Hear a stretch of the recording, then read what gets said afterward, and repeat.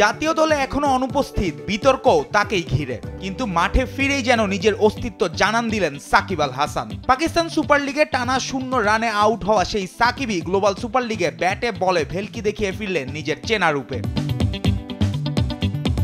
Dubai ক্যাপিটালসের হয়ে প্রথম ম্যাচেই কাঁপিয়ে দিলেন নিউজিল্যান্ডের সেন্ট্রাল ডিস্ট্রিক্টসকে। ব্যাট হাতে খেললেন ঝলমলে 58 রানের ইনিংস।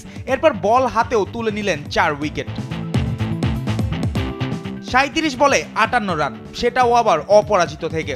ইনিংসের শুরুতে দল যখন চাপে তখন এক প্রান্ত আগলে রেখে এগিয়ে নিলেন ইনিংস। 108 রানে 6 উইকেট হারানো দলের হাল ধরেন একাই। 34 বলে তুলে নেন হাফ সেঞ্চুরি। শেষ পর্যন্ত নিয়ে যান দলকে লড়াকু স্কোরে 165 রান।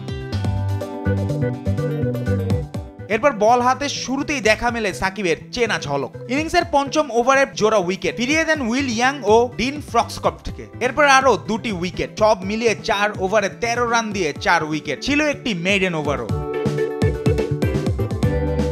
এই পারফরমেন্সের মধ্য দিয়ে সাকিব টি-20তে আবারও 4 উইকেট পেলেন 17 বারের মতো। তার মোট উইকেট সংখ্যা এখন 497, আর মাত্র 3 উইকেট দূরে 500 মাইল ফলক। 12 বছর পর আবারও স্বীকৃত টি-20তে ব্যাটে বলে একই ম্যাচে এমন দাপট দেখালেন সাকিব। 2013 সালের পর এই প্রথম এক ম্যাচে 50 ও 4 উইকেট।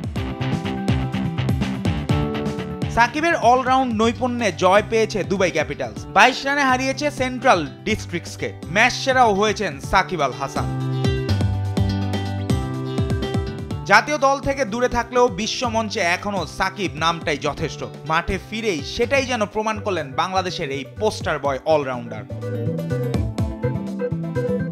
জুবায়ের নূর, স্পোর্টস ডেস্ক, দেশ টিভি।